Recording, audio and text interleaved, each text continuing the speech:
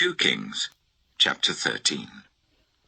In the 23rd year of Joash, son of Ahaziah, king of Judah, Jehoahaz, son of Jehu, became king of Israel in Samaria, and he reigned for 17 years.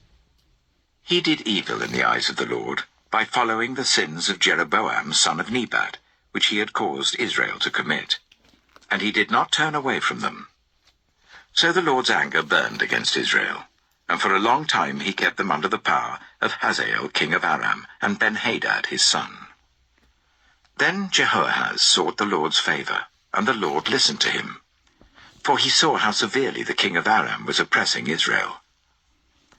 The Lord provided a deliverer for Israel, and they escaped from the power of Aram. So the Israelites lived in their own homes as they had before. But they did not turn away from the sins of the house of Jeroboam, which he had caused Israel to commit. They continued in them. Also, the Asherah pole remained standing in Samaria. Nothing had been left of the army of Jehoahaz, except 50 horsemen, 10 chariots, and 10,000 foot soldiers, for the king of Aram had destroyed the rest and made them like the dust at threshing time. As for the other events of the reign of Jehoahaz, all he did and his achievements, are they not written in the book of the annals of the kings of Israel? Jehoahaz rested with his ancestors and was buried in Samaria, and Jehoash his son succeeded him as king. In the 37th year of Joash king of Judah, Jehoash, son of Jehoahaz, became king of Israel in Samaria, and he reigned for 16 years. He did evil in the eyes of the Lord, and did not turn away from any of the sins of Jeroboam, son of Nebat, which he had caused Israel to commit. He continued in them. As for the other events of the reign of Jehoash, all he did and his achievements, including his war against Amaziah, king of Judah, are they not written in the book of the annals of the kings of Israel? Jehoash rested with his ancestors, and Jeroboam succeeded him on the throne. Jehoash was buried in Samaria with the kings of Israel. Now Elisha had been suffering from the illness from which he died. Jehoash, king of Israel, went down to see him and wept over him. my father, he cried, the chariots and horsemen of Israel." Elisha said, "Get a bow and some arrows." And he did so. "Take the bow in your hands," he said to the king of Israel. When he had taken it, Elisha put his hands on the king's hands. "Open the east window," he said, and he opened it. "Shoot," Elisha said, and he shot. "The Lord's arrow of victory, the arrow of victory over Aram," Elisha declared. "You will completely destroy the Arameans at Aphek." Then he said, "Take the arrows," and the king took them. Elisha told him, "Strike the ground." He struck it 3 times and stopped. The man of God was angry with him and said, "You should have struck the ground 5 or 6 times. Then you would have defeated Aram and completely destroyed it. But now you will defeat it only 3 times. Elisha died and was buried. Now Moabite raiders used to enter the country every spring. Once, while some Israelites were burying a man, suddenly they saw a band of raiders, so they threw the man's body into Elisha's tomb. When the body touched Elisha's bones, the man came to life and stood up on his feet. Hazael, king of Aram, oppressed Israel throughout the reign of Jehoahaz. But the Lord was gracious to them, and had compassion and showed concern for them, because of his covenant with Abraham, Isaac, and Jacob. To this day he has been unwilling to destroy them or banish them from his presence. Hazael, king of Aram, died, and Ben-Hadad his son succeeded him as king. Then Jehoash, son of Jehoahaz, recaptured from Ben-Hadad, son of Hazael, the towns he had taken in battle from his father Jehoahaz. 3 times Jehoash defeated him, and so he recovered the Israelite towns. 2 Kings chapter 14. In the 2nd year of Jehoash, son of Jehoahaz, king of Israel, Amaziah, son of Joash, king of Judah, began to reign. He was 25 years old when he became king, and he reigned in Jerusalem for 29 years. His mother's name was Jehoaddan. She was from Jerusalem. He did what was right in the eyes of the Lord, but not as his father David had done. In everything he followed the example of his father Joash. The high places, however, were not removed. The people continued to offer sacrifices and burn incense there. After the kingdom was firmly in his grasp, he executed the officials who had murdered his father the king. Yet he did not put the children of the assassins to death. In accordance with what is written in the book of the law of Moses, where the Lord commanded, "Parents are not to be put to death for their children, nor children put to death for their parents. Each will die for their own sin." He was the one who defeated 10,000 Edomites in the Valley of Salt, and captured Selah in battle, calling it Joktheel, the name it has to this day.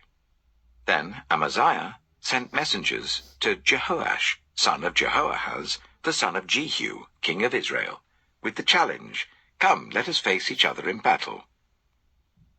But Jehoash, king of Israel, replied to Amaziah, king of Judah, "A thistle in Lebanon sent a message to a cedar in Lebanon. Give your daughter to my son in marriage." Then a wild beast in Lebanon came along and trampled the thistle underfoot. "You have indeed defeated Edom, and now you are arrogant. Glory in your victory, but stay at home. Why ask for trouble, and cause your own downfall and that of Judah also?" Amaziah, however, would not listen. So Jehoash, king of Israel, attacked. He and Amaziah, king of Judah, faced each other at Beth-shemesh in Judah. Judah was routed by Israel, and every man fled to his home. Jehoash, king of Israel, captured Amaziah, king of Judah, the son of Joash, the son of Ahaziah, at Beth-shemesh. Then Jehoash went to Jerusalem and broke down the wall of Jerusalem from the Ephraim gate to the corner gate, a section about 400 cubits long. He took all the gold and silver, and all the articles found in the temple of the Lord and in the treasuries of the royal palace. He also took hostages and returned to Samaria. As for the other events of the reign of Jehoash, what he did and his achievements, including his war against Amaziah, king of Judah, are they not written in the book of the annals of the kings of Israel? Jehoash rested with his ancestors, and was buried in Samaria with the kings of Israel, and Jeroboam his son succeeded him as king. Amaziah, son of Joash, king of Judah, lived for 15 years after the death of Jehoash, son of Jehoahaz, king of Israel. As for the other events of Amaziah's reign, are they not written in the book of the annals of the kings of Judah? They conspired against him in Jerusalem, and he fled to Lachish. But they sent men after him to Lachish and killed him there. He was brought back by horse and was buried in Jerusalem with his ancestors in the city of David. Then all the people of Judah took Azariah, who was 16 years old, and made him king in place of his father Amaziah. He was the one who rebuilt Elath and restored it to Judah after Amaziah rested with his ancestors. In the 15th year of Amaziah son of Joash, king of Judah, Jeroboam son of Jehoash, king of Israel, became king in Samaria, and he reigned for 41 years. He did evil in the eyes of the Lord, and did not turn away from any of the sins of Jeroboam son of Nebat, which he had caused Israel to commit. He was the one who restored the boundaries of Israel from Lebo-Hamath to the Dead Sea, in accordance with the word of the Lord, the God of Israel, spoken through his servant Jonah, son of Amittai, the prophet from Gath-hepher. The Lord had seen how bitterly everyone in Israel, whether slave or free, was suffering. There was no one to help them. And since the Lord had not said he would blot out the name of Israel from under heaven, he saved them by the hand of Jeroboam, son of Jehoash. As for the other events of Jeroboam's reign, all he did, and his military achievements, including how he recovered for Israel both Damascus and Hamath, which had belonged to Judah, are they not written in the book of the annals of the kings of Israel? Jeroboam rested with his ancestors, the kings of Israel, and Zechariah his son succeeded him as king. 2 Kings chapter 15.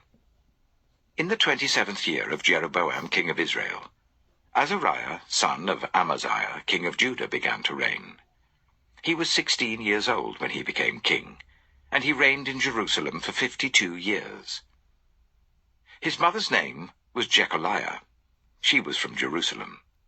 He did what was right in the eyes of the Lord, just as his father Amaziah had done. The high places, however, were not removed. The people continued to offer sacrifices and burn incense there. The Lord afflicted the king with leprosy until the day he died, and he lived in a separate house. Jotham, the king's son, had charge of the palace and governed the people of the land. As for the other events of Azariah's reign, and all he did, are they not written in the book of the annals of the kings of Judah? Azariah rested with his ancestors, and was buried near them in the city of David. And Jotham his son succeeded him as king. In the 38th year of Azariah king of Judah, Zechariah son of Jeroboam became king of Israel in Samaria, and he reigned for 6 months. He did evil in the eyes of the Lord, as his predecessors had done. He did not turn away from the sins of Jeroboam son of Nebat, which he had caused Israel to commit.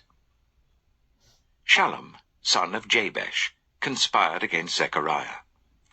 He attacked him in front of the people, assassinated him, and succeeded him as king. The other events of Zechariah's reign are written in the book of the annals of the kings of Israel. So the word of the Lord spoken to Jehu was fulfilled. Your descendants will sit on the throne of Israel to the 4th generation.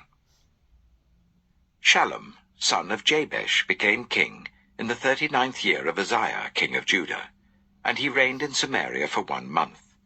Then Menahem, son of Gadai, went from Tirzah up to Samaria. He attacked Shallum, son of Jabesh, in Samaria, assassinated him, and succeeded him as king. The other events of Shallum's reign and the conspiracy he led are written in the book of the annals of the kings of Israel. At that time, Menahem, starting out from Tirzah, attacked Tiphsah, and everyone in the city and its vicinity, because they refused to open their gates. He sacked Tiphsah and ripped open all the pregnant women. In the 39th year of Azariah king of Judah, Menahem son of Gadai became king of Israel, and he reigned in Samaria for 10 years. He did evil in the eyes of the Lord. During his entire reign, he did not turn away from the sins of Jeroboam son of Nebat, which he had caused Israel to commit. Then Pul, king of Assyria, invaded the land, and Menahem gave him 1,000 talents of silver to gain his support and strengthen his own hold on the kingdom. Menahem exacted this money from Israel. Every wealthy person had to contribute 50 shekels of silver to be given to the king of Assyria. So the king of Assyria withdrew and stayed in the land no longer. As for the other events of Menahem's reign, and all he did, are they not written in the book of the annals of the kings of Israel? Menahem rested with his ancestors, and Pekahiah his son succeeded him as king. In the 50th year of Azariah king of Judah, Pekahiah son of Menahem became king of Israel in Samaria, and he reigned for 2 years. Pekahiah did evil in the eyes of the Lord. He did not turn away from the sins of Jeroboam son of Nebat, which he had caused Israel to commit. One of his chief officers, Pekah son of Remaliah, conspired against him. Taking 50 men of Gilead with him, he assassinated Pekahiah, along with Argob and Ariah, in the citadel of the royal palace at Samaria. So Pekah killed Pekahiah and succeeded him as king. The other events of Pekahiah's reign and all he did are written in the book of the annals of the kings of Israel. In the 52nd year of Azariah king of Judah, Pekah son of Remaliah became king of Israel in Samaria, and he reigned for 20 years. He did evil in the eyes of the Lord. He did not turn away from the sins of Jeroboam son of Nebat, which he had caused Israel to commit. In the time of Pekah king of Israel, Tiglath-Pileser king of Assyria came and took Ijon, Abel-Beth-Maachah, Jano, Kedesh, and Hazor. He took Gilead and Galilee, including all the land of Naphtali, and deported the people to Assyria. Then Hoshea, son of Elah, conspired against Pekah, son of Remaliah. He attacked and assassinated him, and then succeeded him as king in the 20th year of Jotham, son of Uzziah. As for the other events of Pekah's reign and all he did, are they not written in the book of the annals of the kings of Israel? In the 2nd year of Pekah, son of Remaliah, king of Israel, Jotham, son of Uzziah, king of Judah, began to reign. He was 25 years old when he became king, and he reigned in Jerusalem for 16 years. His mother's name was Jerusha, daughter of Zadok. He did what was right in the eyes of the Lord, just as his father Uzziah had done. The high places, however, were not removed. The people continued to offer sacrifices and burn incense there. Jotham rebuilt the upper gate of the temple of the Lord. As for the other events of Jotham's reign, and what he did, are they not written in the book of the annals of the kings of Judah? In those days, the Lord began to send Rezin, king of Aram, and Pekah, son of Remaliah, against Judah. Jotham rested with his ancestors, and was buried with them in the city of David, the city of his father, and Ahaz his son succeeded him as king. 2 Kings, chapter 16. In the 17th year of Pekah, son of Remaliah, Ahaz, son of Jotham, king of Judah, began to reign. Ahaz was 20 years old when he became king, and he reigned in Jerusalem for 16 years. Unlike David his father, he did not do what was right in the eyes of the Lord his God. He followed the ways of the kings of Israel, and even sacrificed his son in the fire, engaging in the detestable practices of the nations the Lord had driven out before the Israelites. He offered sacrifices and burned incense at the high places, on the hilltops, and under every spreading tree. Then Rezin, king of Aram, and Pekah, son of Remaliah, king of Israel, marched up to fight against Jerusalem and besieged Ahaz, but they could not overpower him. At that time, Rezin, king of Aram, recovered Elath for Aram by driving out the people of Judah. Edomites then moved into Elath and have lived there to this day. Ahaz sent messengers to say to Tiglath-Pileser, king of Assyria, "I am your servant and vassal. Come up and save me out of the hand of the king of Aram and of the king of Israel who are attacking me." And Ahaz took the silver and gold found in the temple of the Lord and in the treasuries of the royal palace, and sent it as a gift to the king of Assyria.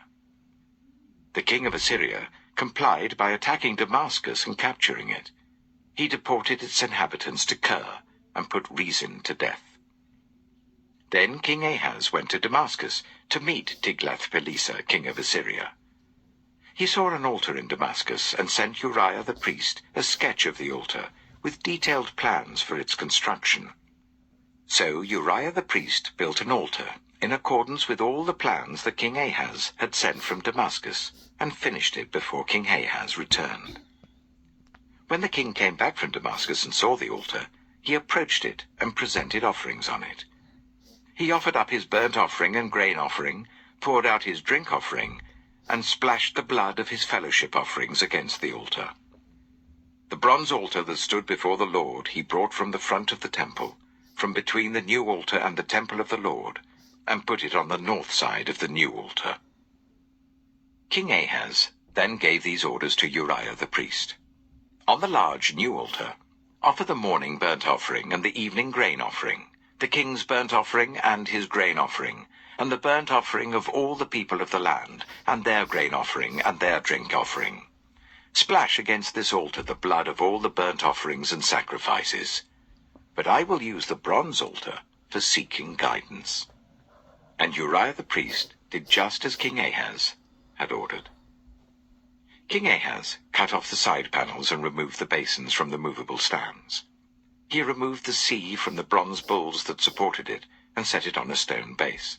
He took away the Sabbath canopy that had been built at the temple and removed the royal entrance outside the temple of the Lord in deference to the king of Assyria.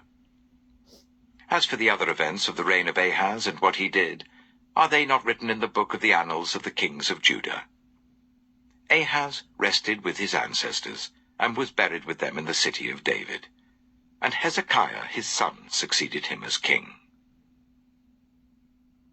2 Kings, chapter 17.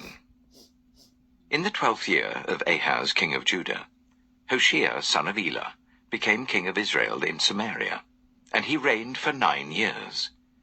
He did evil in the eyes of the Lord, but not like the kings of Israel who preceded him. Shalmaneser king of Assyria came up to attack Hoshea, who had been Shalmaneser's vassal, and had paid him tribute. But the king of Assyria discovered that Hoshea was a traitor, for he had sent envoys to So, king of Egypt, and he no longer paid tribute to the king of Assyria, as he had done year by year. Therefore Shalmaneser seized him and put him in prison.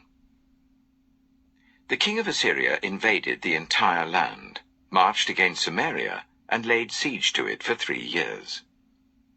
In the 9th year of Hoshea, the king of Assyria captured Samaria, and deported the Israelites to Assyria. He settled them in Halah, in Gozan, on the river Habor, and in the towns of the Medes. All this took place because the Israelites had sinned against the Lord their God, who had brought them up out of Egypt from under the power of Pharaoh, king of Egypt. They worshipped other gods, and followed the practices of the nations the Lord had driven out before them, as well as the practices that the kings of Israel had introduced. The Israelites secretly did things against the Lord their God that were not right. From watchtower to fortified city, they built themselves high places in all their towns. They set up sacred stones and Asherah poles on every high hill and under every spreading tree. At every high place they burned incense, as the nations whom the Lord had driven out before them had done. They did wicked things that aroused the Lord's anger. They worshipped idols, though the Lord had said, "You shall not do this." The Lord warned Israel and Judah through all his prophets and seers, "Turn from your evil ways. Observe my commands and decrees, in accordance with the entire law that I commanded your ancestors to obey, and that I delivered to you through my servants the prophets." But they would not listen, and were as stiff-necked as their ancestors, who did not trust in the Lord their God. They rejected his decrees and the covenant he had made with their ancestors and the statutes he had warned them to keep. They followed worthless idols and themselves became worthless. They imitated the nations around them, although the Lord had ordered them, "Do not do as they do." They forsook all the commands of the Lord their God and made for themselves 2 idols cast in the shape of calves and an Asherah pole. They bowed down to all the starry hosts, and they worshipped Baal. They sacrificed their sons and daughters in the fire. They practiced divination and sought omens, and sold themselves to do evil in the eyes of the Lord, arousing his anger. So the Lord was very angry with Israel, and removed them from his presence. Only the tribe of Judah was left, and even Judah did not keep the commands of the Lord their God. They followed the practices Israel had introduced. Therefore the Lord rejected all the people of Israel. He afflicted them and gave them into the hands of plunderers, until he thrust them from his presence. When he tore Israel away from the house of David, they made Jeroboam son of Nebat their king. Jeroboam enticed Israel away from following the Lord, and caused them to commit a great sin. The Israelites persisted in all the sins of Jeroboam, and did not turn away from them, until the Lord removed them from his presence, as he had warned through all his servants the prophets. So the people of Israel were taken from their homeland into exile in Assyria, and they are still there. The king of Assyria brought people from Babylon, Cuthah, Ava, Hamath, and Sepharvaim, and settled them in the towns of Samaria to replace the Israelites. They took over Samaria and lived in its towns. When they first lived there, they did not worship the Lord. So he sent lions among them, and they killed some of the people. It was reported to the king of Assyria, "The people you deported and resettled in the towns of Samaria do not know what the God of that country requires. He has sent lions among them, which are killing them off, because the people do not know what he requires. Then the king of Assyria gave this order: Make one of the priests you took captive from Samaria go back to live there, and teach the people what the God of the land requires. So one of the priests who had been exiled from Samaria came to live in Bethel, and taught them how to worship the Lord. Nevertheless, each national group made its own gods in the several towns where they settled, and set them up in the shrines the people of Samaria had made at the high places. The people from Babylon made Succoth-Benoth, those from Cutha made Nergal, and those from Hamath made Ashima. The Avites made Nibaz and Tartak, and the Sepharvites burned their children in the fire as sacrifices to Adramelech and Anamelech, the gods of Sepharvaim. They worshipped the Lord, but they also appointed all sorts of their own people to officiate for them as priests in the shrines at the high places. They worshipped the Lord, but they also served their own gods in accordance with the customs of the nations from which they had been brought. To this day they persist in their former practices. They neither worship the Lord nor adhere to the decrees and regulations, the laws and commands that the Lord gave the descendants of Jacob, whom he named Israel. When the Lord made a covenant with the Israelites, he commanded them, Do not worship any other gods, or bow down to them, serve them, or sacrifice to them. But the Lord who brought you up out of Egypt with mighty power and outstretched arm is the one you must worship. To him you shall bow down, and to him offer sacrifices. You must always be careful to keep the decrees and regulations, the laws and commands he wrote for you. Do not worship other gods. Do not forget the covenant I have made with you, and do not worship other gods. Rather, worship the Lord your God. It is he who will deliver you from the hand of all your enemies. They would not listen, however, but persisted in their former practices. Even while these people were worshipping the Lord, they were serving their idols. To this day, their children and grandchildren continue to do as their ancestors did. 2 Kings chapter 18. In the 3rd year of Hoshea son of Elah, king of Israel, Hezekiah son of Ahaz, king of Judah, began to reign. He was 25 years old when he became king, and he reigned in Jerusalem for 29 years. His mother's name was Abijah, daughter of Zechariah. He did what was right in the eyes of the Lord, just as his father David had done. He removed the high places, smashed the sacred stones, and cut down the Asherah poles. He broke into pieces the bronze snake Moses had made, for up to that time the Israelites had been burning incense to it. It was called Nehushtan. Hezekiah trusted in the Lord, the God of Israel. There was no one like him among all the kings of Judah, either before him or after him. He held fast to the Lord, and did not stop following him. He kept the commands the Lord had given Moses, and the Lord was with him. He was successful in whatever he undertook. He rebelled against the king of Assyria and did not serve him. From watchtower to fortified city, he defeated the Philistines as far as Gaza and its territory. In King Hezekiah's 4th year, which was the 7th year of Hoshea son of Elah, king of Israel, Shalmaneser, king of Assyria, marched against Samaria and laid siege to it. At the end of 3 years, the Assyrians took it. So Samaria was captured in Hezekiah's 6th year, which was the 9th year of Hoshea, king of Israel. The king of Assyria deported Israel to Assyria, and settled them in Halah, in Gozan, on the river Habor, and in the towns of the Medes. This happened because they had not obeyed the Lord their God, but had violated his covenant, all that Moses the servant of the Lord commanded. They neither listened to the commands, nor carried them out. In the 14th year of King Hezekiah's reign, Sennacherib, king of Assyria, attacked all the fortified cities of Judah and captured them. So Hezekiah, king of Judah, sent this message to the king of Assyria at Lachish: I have done wrong. Withdraw from me, and I will pay whatever you demand of me. The king of Assyria exacted from Hezekiah, king of Judah, 300 talents of silver and 30 talents of gold. So Hezekiah gave him all the silver that was found in the temple of the Lord and in the treasuries of the royal palace.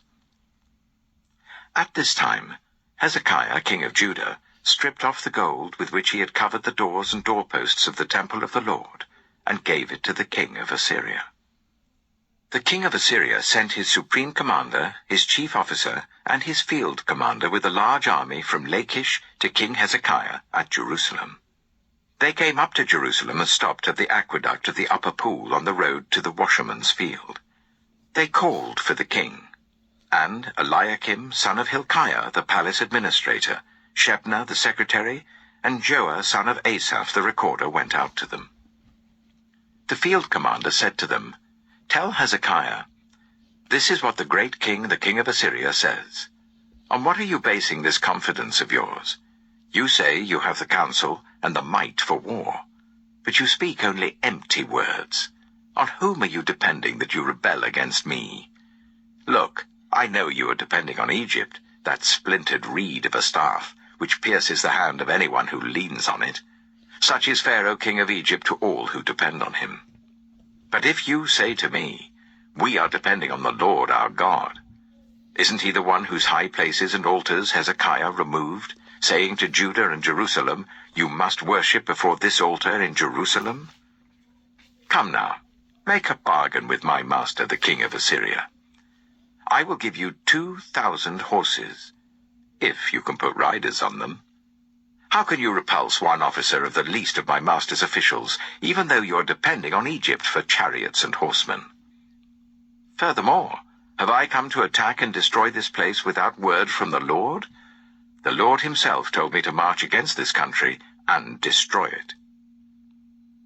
Then Eliakim, son of Hilkiah, and Shebna and Joah said to the field commander, "Please speak to your servants in Aramaic, since we understand it.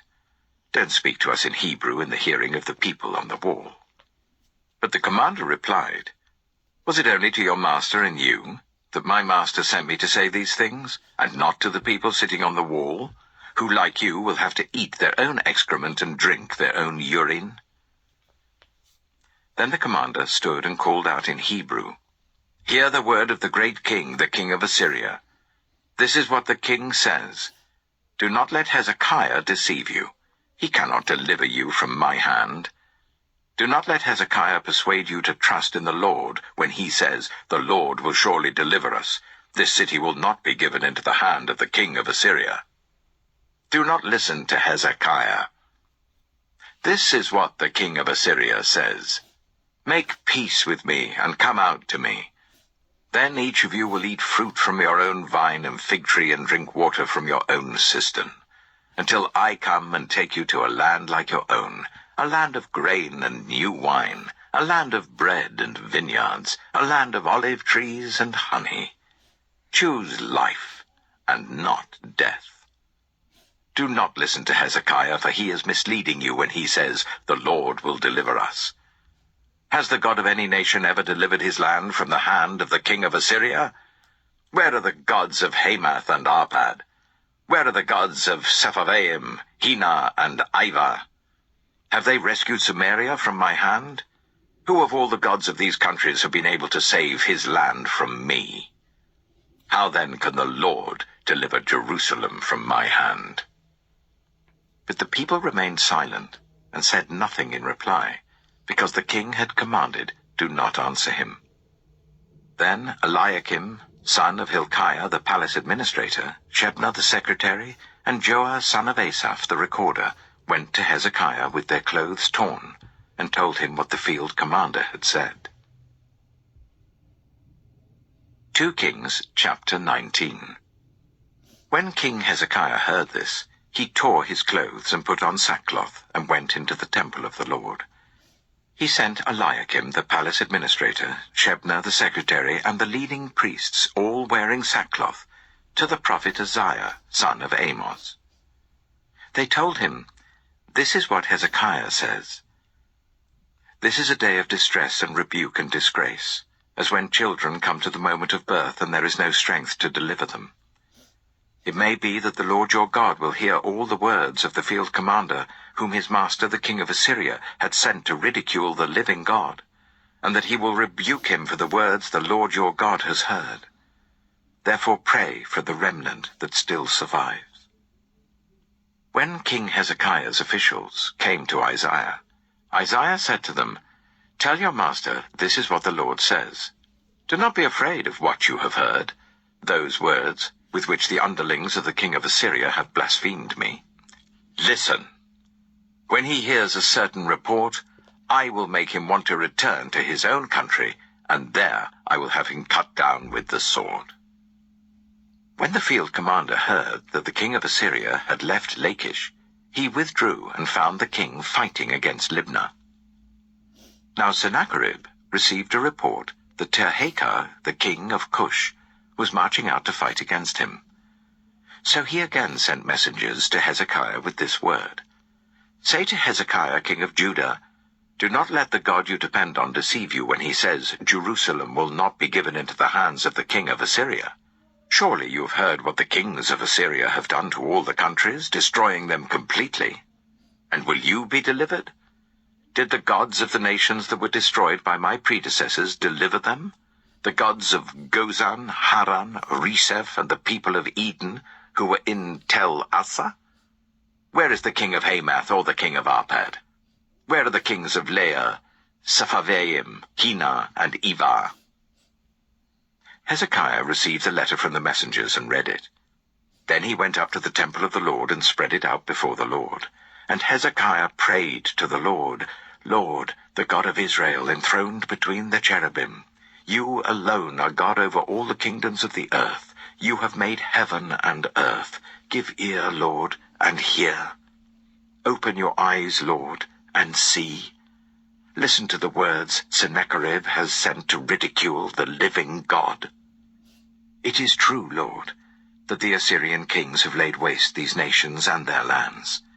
They have thrown their gods into the fire and destroyed them, for they were not gods, but only wood and stone fashioned by human hands.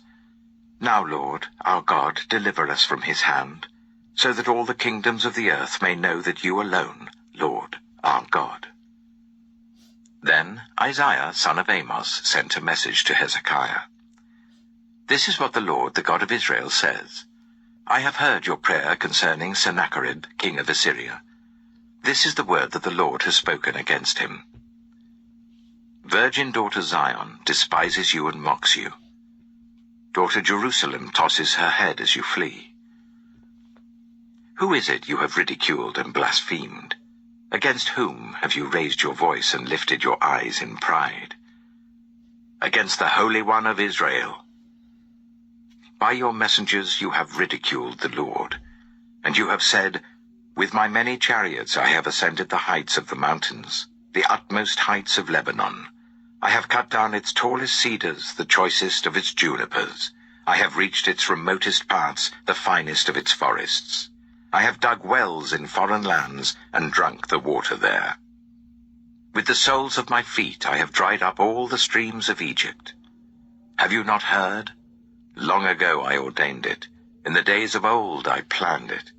Now I have brought it to pass, that you have turned fortified cities into piles of stone.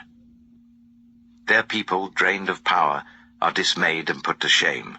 They are like plants in the field, like tender green shoots, like grass sprouting on the roof, scorched before it grows up. But I know where you are, and when you come and go, and how you rage against me. Because you rage against me, and because your insolence has reached my ears, I will put my hook in your nose and my bit in your mouth, and I will make you return by the way you came. This will be the sign for you, Hezekiah. This year you will eat what grows by itself, and the second year what springs from that.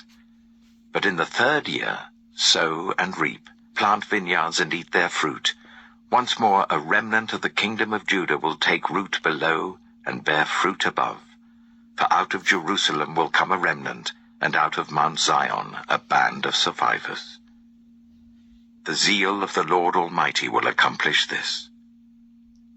Therefore this is what the Lord says concerning the king of Assyria. He will not enter this city, or shoot an arrow here. He will not come before it with shield, or build a siege ramp against it. By the way that he came, he will return. He will not enter this city, declares the Lord.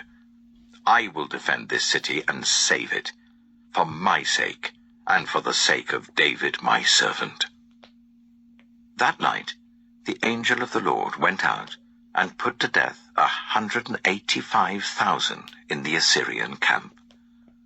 When the people got up the next morning, there were all the dead bodies. So Sennacherib, king of Assyria, broke camp and withdrew. He returned to Nineveh and stayed there.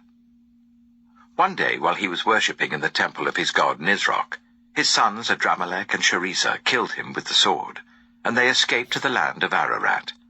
And Esarhaddon, his son, succeeded him as king. 2 Kings chapter 20.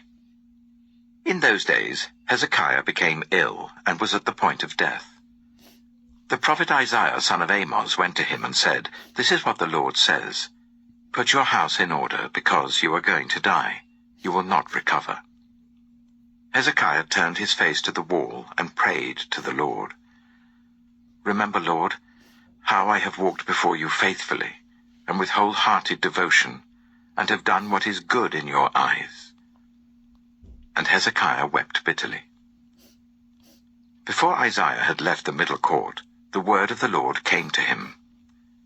"Go back and tell Hezekiah, the ruler of my people, this is what the Lord, the God of your father David, says. I have heard your prayer and seen your tears. I will heal you. On the 3rd day from now, you will go up to the temple of the Lord. I will add 15 years to your life, and I will deliver you and this city from the hand of the king of Assyria. I will defend this city for my sake, and for the sake of my servant David." Then Isaiah said, "Prepare a poultice of figs." They did so, and applied it to the boil, and he recovered. Hezekiah had asked Isaiah, "What will be the sign that the Lord will heal me, and that I will go up to the temple of the Lord on the 3rd day from now?" Isaiah answered, "This is the Lord's sign to you that the Lord will do what he has promised. Shall the shadow go forward 10 steps, or shall it go back 10 steps?" "It is a simple matter for the shadow to go forward 10 steps, said Hezekiah. "Rather, let it go back 10 steps. Then the prophet Isaiah called on the Lord, and the Lord made the shadow go back the 10 steps it had gone down on the stairway of Ahaz. At that time, Marduk-Baladan, son of Baladan, king of Babylon, sent Hezekiah letters and a gift, because he had heard of Hezekiah's illness. Hezekiah received the envoys and showed them all that was in his storehouses, the silver, the gold, the spices, and the fine oil, his armory, and everything found among his treasures. There was nothing in his palace or in all his kingdom that Hezekiah did not show them.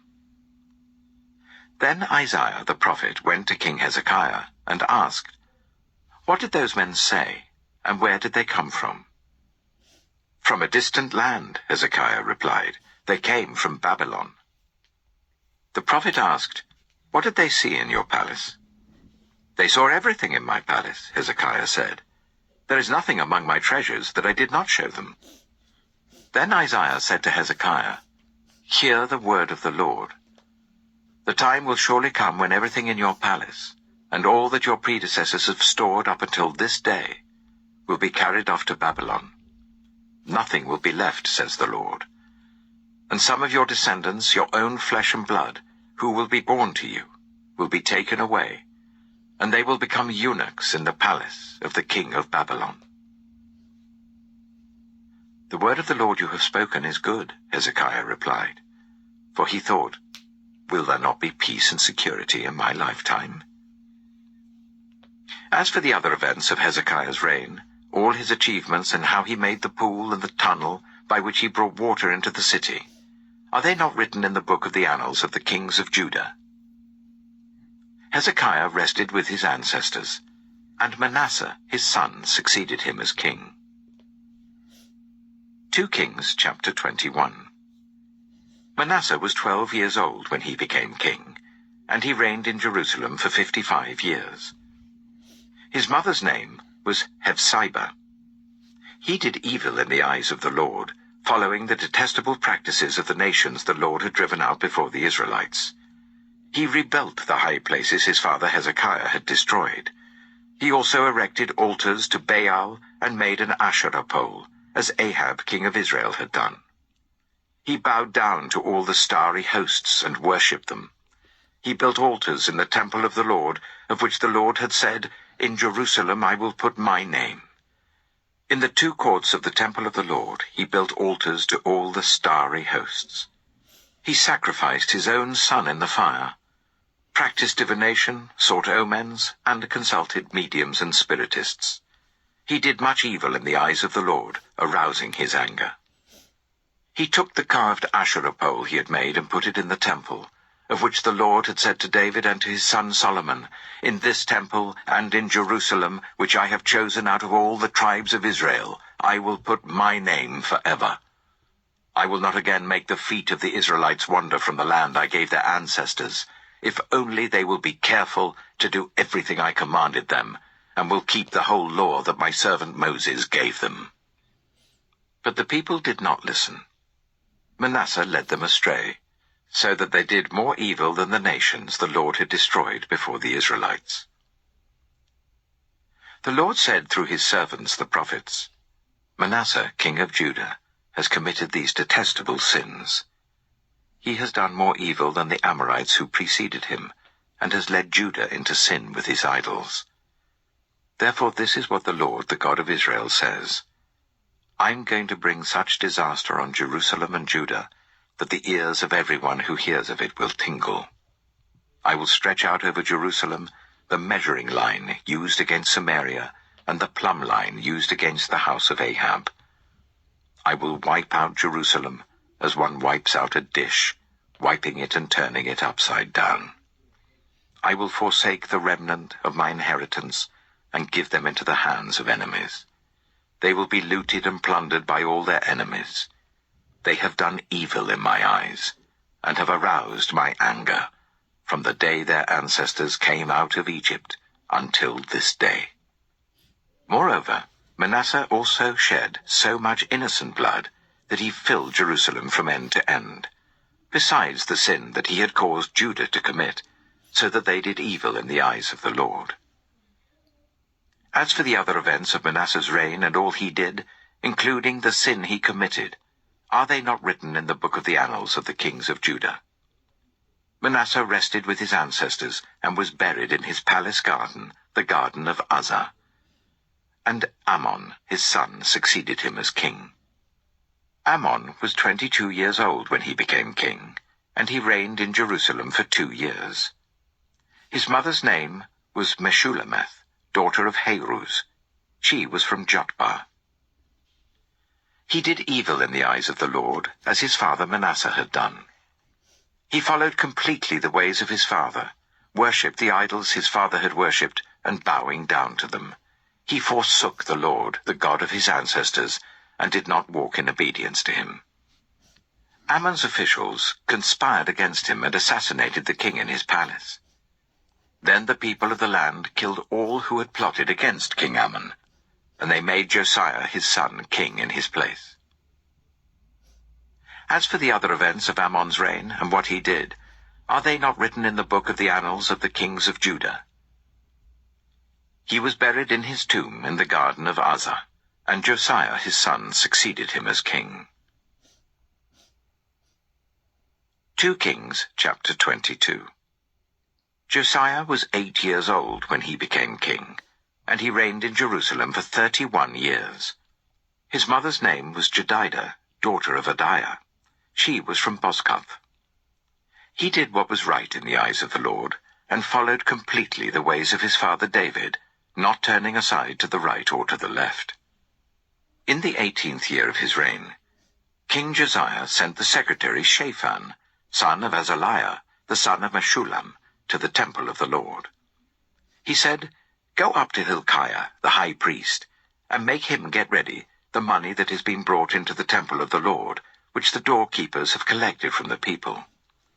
Make them entrusted to the men appointed to supervise the work on the temple. And make these men pay the workers who repair the temple of the Lord, the carpenters, the builders, and the masons. Also make them purchase timber and dressed stone to repair the temple. But they need not account for the money entrusted to them, because they are honest in their dealings. Hilkiah the high priest said to Shaphan the secretary, I have found the book of the law in the temple of the Lord. He gave it to Shaphan, who read it. Then Shaphan the secretary went to the king and reported to him, Your officials have paid out the money that was in the temple of the Lord, and have entrusted it to the workers and supervisors of the temple. Then Shaphan the secretary informed the king, Hilkiah the priest has given me a book, and Shaphan read from it in the presence of the king. When the king heard the words of the book of the law, he tore his robes. He gave these orders to Hilkiah the priest, Ahikam son of Shaphan, Achbor son of Micaiah, Shaphan the secretary, and Asaiah the king's attendant. Go and inquire of the Lord for me, and for the people, and for all Judah, about what is written in this book that has been found. Great is the Lord's anger that burns against us, because those who have gone before us have not obeyed the words of this book. They have not acted in accordance with all that is written there concerning us. Hilkiah the priest, Ahikam, Achbor, Shaphan, and Asaiah went to speak to the prophet Huldah, who was the wife of Shallum, son of Tikvah, the son of Harhas, keeper of the wardrobe. She lived in Jerusalem, in the new quarter. She said to them, This is what the Lord, the God of Israel, says. Tell the man who sent you to me, This is what the Lord says. I am going to bring disaster on this place and its people, according to everything written in the book the king of Judah has read. Because they have forsaken me and burned incense to other gods, and aroused my anger by all the idols their hands have made, my anger will burn against this place and will not be quenched. Tell the king of Judah who sent you to inquire of the Lord, This is what the Lord, the God of Israel, says concerning the words you have heard. Because your heart was responsive and you humbled yourself before the Lord when you heard what I have spoken against this place and its people, that they would become a curse and be laid waste, and because you tore your robes and wept in my presence, I also have heard you, declares the Lord. Therefore I will gather you to your ancestors, and you will be buried in peace. Your eyes will not see all the disaster I'm going to bring on this place. So they took her answer back to the king. 2 Kings, chapter 23. Then the king called together all the elders of Judah and Jerusalem. He went up to the temple of the Lord with the people of Judah, the inhabitants of Jerusalem, the priests and the prophets, all the people from the least to the greatest. He read in their hearing all the words of the book of the covenant, which had been found in the temple of the Lord. The king stood by the pillar and renewed the covenant in the presence of the Lord, to follow the Lord and keep his commands, statutes, and decrees with all his heart and all his soul, thus confirming the words of the covenant written in this book. Then all the people pledged themselves to the covenant. The king ordered Hilkiah the high priest, the priests next in rank, and the doorkeepers to remove from the temple of the Lord all the articles made for Baal and Asherah, and all the starry hosts. He burned them outside Jerusalem, in the fields of the Kidron Valley, and took the ashes to Bethel. He did away with the idolatrous priests appointed by the kings of Judah to burn incense on the high places of the towns of Judah and on those around Jerusalem, those who burned incense to Baal, to the sun and moon, to the constellations, and to all the starry hosts. He took the Asherah pole from the temple of the Lord to the Kidron Valley outside Jerusalem and burned it there. He ground it to powder and scattered the dust over the graves of the common people. He also tore down the quarters of the male shrine prostitutes that were in the temple of the Lord, the quarters where women did weaving for Asherah. Josiah brought all the priests from the towns of Judah and desecrated the high places, from Geba to Beersheba, where the priests had burned incense. He broke down the gateway at the entrance of the gate of Joshua, the city governor, which was on the left of the city gate. Although the priests of the high places did not serve at the altar of the Lord in Jerusalem, they ate unleavened bread with their fellow priests. He desecrated Topheth, which was in the valley of Ben Hinnom, so no one could use it to sacrifice their son or daughter in the fire to Molech. He removed from the entrance to the temple of the Lord the horses that the kings of Judah had dedicated to the sun. They were in the court near the room of an official named Nathan-Melech. Josiah then burned the chariots dedicated to the sun. He pulled down the altars the kings of Judah had erected on the roof near the upper room of Ahaz, and the altars Manasseh had built in the 2 courts of the temple of the Lord. He removed them from there, smashed them to pieces, and threw the rubble into the Kidron Valley. The king also desecrated the high places that were east of Jerusalem on the south of the Hill of Corruption. The one Solomon, king of Israel, had built for Ashtoreth, the vile goddess of the Sidonians, for Chemosh, the vile god of Moab, and for Molech, the detestable god of the people of Ammon. Josiah smashed the sacred stones and cut down the Asherah poles and covered the sites with human bones. Even the altar at Bethel, the high place made by Jeroboam son of Nebat, who had caused Israel to sin, even that altar and high place he demolished. He burned the high place and ground it to powder, and burned the Asherah pole also. Then Josiah looked around, and when he saw the tombs that were there on the hillside, he had the bones removed from them and burned on the altar to defile it, in accordance with the word of the Lord proclaimed by the man of God who foretold these things. The king asked, "What is that tombstone I see?" The people of the city said, "It marks the tomb of the man of God who came from Judah and pronounced against the altar of Bethel the very things you have done to it." "Leave it alone," he said. "Don't let anyone disturb his bones." So they spared his bones and those of the prophet who had come from Samaria. Just as he had done at Bethel, Josiah removed all the shrines at the high places that the kings of Israel had built in the towns of Samaria, and that had aroused the Lord's anger. Josiah slaughtered all the priests of those high places on the altars, and burned human bones on them. Then he went back to Jerusalem. The king gave this order to all the people: "Celebrate the Passover to the Lord your God, as it is written in this book of the covenant. Neither in the days of the judges who led Israel, nor in the days of the kings of Israel and the kings of Judah, had any such Passover been observed.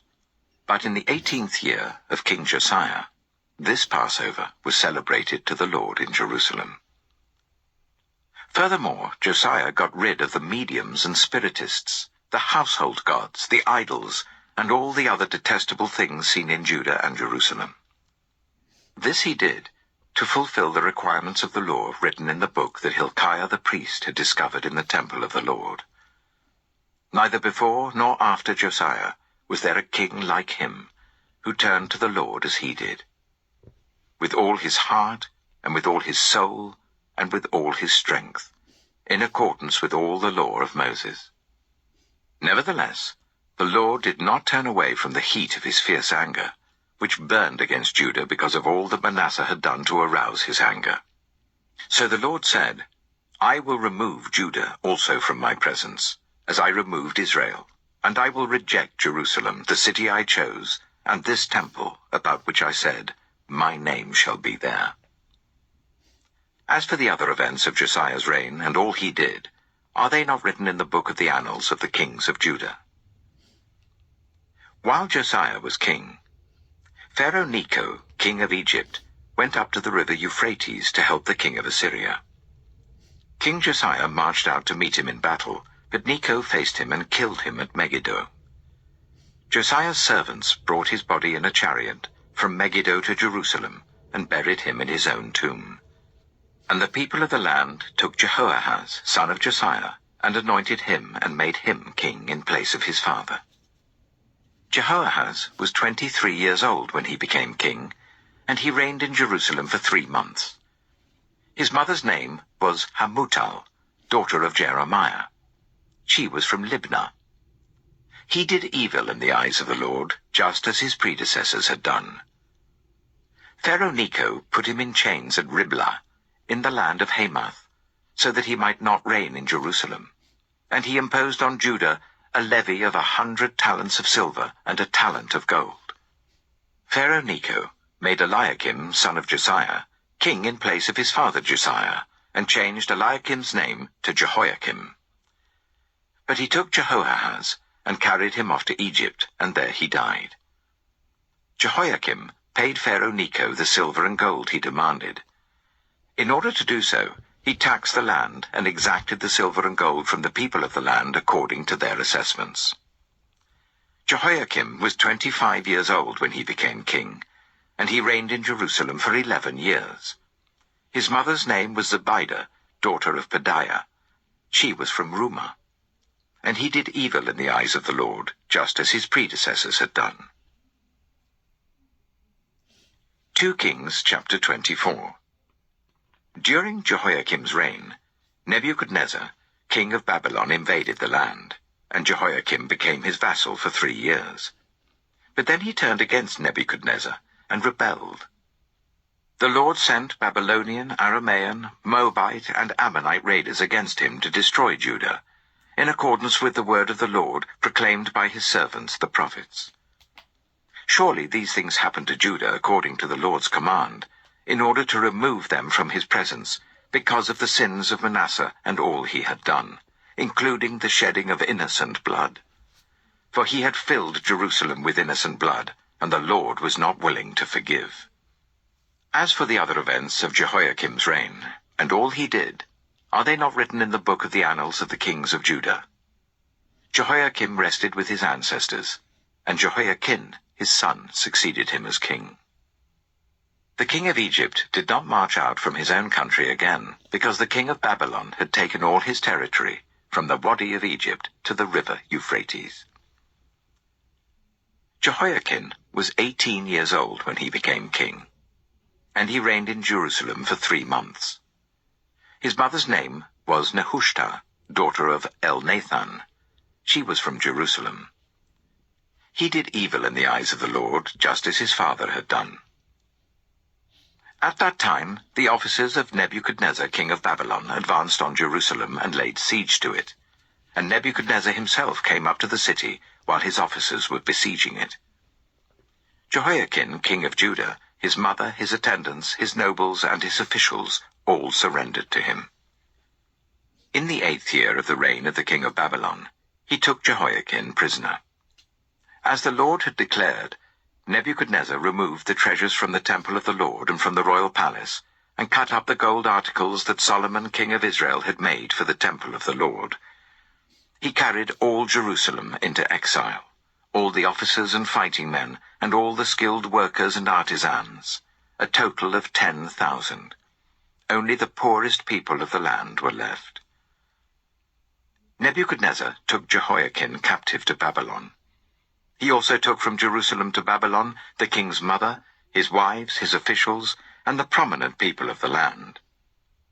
The king of Babylon also deported to Babylon the entire force of 7,000 fighting men, strong and fit for war, and 1,000 skilled workers and artisans. He made Mattaniah, Jehoiakim's uncle, king in his place, and changed his name to Zedekiah. Zedekiah was 21 years old when he became king, and he reigned in Jerusalem for 11 years. His mother's name was Hamutal, daughter of Jeremiah. She was from Libnah. He did evil in the eyes of the Lord, just as Jehoiakim had done. It was because of the Lord's anger that all this happened to Jerusalem and Judah, and in the end he thrust them from his presence. Now Zedekiah rebelled against the king of Babylon. 2 Kings chapter 25. So in the 9th year of Zedekiah's reign, on the 10th day of the 10th month, Nebuchadnezzar king of Babylon marched against Jerusalem with his whole army. He camped outside the city and built siege works all around it. The city was kept under siege, until the 11th year of King Zedekiah. By the 9th day of the 4th month, the famine in the city had become so severe that there was no food for the people to eat. Then the city wall was broken through, and the whole army fled at night through the gate between the two walls near the king's garden, though the Babylonians were surrounding the city. They fled towards the Arabah, but the Babylonian army pursued the king and overtook him in the plains of Jericho. All his soldiers were separated from him and scattered, and he was captured. He was taken to the king of Babylon at Riblah, where sentence was pronounced on him. They killed the sons of Zedekiah before his eyes. Then they put out his eyes, bound him with bronze shackles, and took him to Babylon. On the 7th day of the 5th month, in the 19th year of Nebuchadnezzar king of Babylon, Nebuzaradan, commander of the imperial guard, an official of the king of Babylon, came to Jerusalem. He set fire to the temple of the Lord, the royal palace, and all the houses of Jerusalem. Every important building he burned down. The whole Babylonian army under the commander of the imperial guard broke down the walls around Jerusalem. Nebuzaradan, the commander of the guard, carried into exile the people who remained in the city, along with the rest of the populace and those who had deserted to the king of Babylon. But the commander left behind some of the poorest people of the land to work the vineyards and fields. The Babylonians broke up the bronze pillars, the movable stands, and the bronze sea that were at the temple of the Lord, and they carried the bronze to Babylon. They also took away the pots, shovels, wick trimmers, dishes, and all the bronze articles used in the temple service. The commander of the imperial guard took away the censers and sprinkling bowls, all that were made of pure gold or silver. The bronze from the 2 pillars, the sea and the movable stands, which Solomon had made for the temple of the Lord, was more than could be weighed. Each pillar was 18 cubits high. The bronze capital, on top of one pillar, was 3 cubits high, and was decorated with a network and pomegranates of bronze all round. The other pillar, with its network, was similar. The commander of the guard took as prisoners Sariah the chief priest, Zephaniah the priest next in rank, and the 3 doorkeepers. Of those still in the city, he took the officer in charge of the fighting men and 5 royal advisers. He also took the secretary, who was chief officer in charge of conscripting the people of the land, and 60 of the conscripts who were found in the city. Nebuzaradan, the commander, took them all and brought them to the king of Babylon at Riblah. There at Riblah, in the land of Hamath, the king had them executed. So Judah went into captivity, away from her land. Nebuchadnezzar, king of Babylon, appointed Gedaliah, son of Ahikam, the son of Shaphan, to be over the people he had left behind in Judah. When all the army officers and their men heard that the king of Babylon had appointed Gedaliah as governor, they came to Gedaliah at Mizpah. Ishmael, son of Nethaniah, Johanan, son of Kareah, Sariah, son of Tanhumeth the Netophathite, Jaazaniah, the son of the Maacathite, and their men. Gedaliah took an oath to reassure them and their men. "Do not be afraid of the Babylonian officials," he said. "Settle down in the land and serve the king of Babylon, and it will go well with you." In the 7th month, however, Ishmael, son of Nethaniah, the son of Elishama, who was of royal blood, came with 10 men and assassinated Gedaliah, and also the men of Judah and the Babylonians who were with him at Mizpah. At this, all the people from the least to the greatest, together with the army officers, fled to Egypt for fear of the Babylonians. In the 37th year of the exile of Jehoiakim, king of Judah, in the year Awal-Marduk became king of Babylon, he released Jehoiakim, king of Judah, from prison. He did this on the 27th day of the 12th month. He spoke kindly to him, and gave him a seat of honor higher than those of the other kings who were with him in Babylon. So Jehoiakim put aside his prison clothes, and for the rest of his life ate regularly at the king's table. Day by day, The king gave Jehoiakin a regular allowance as long as he lived.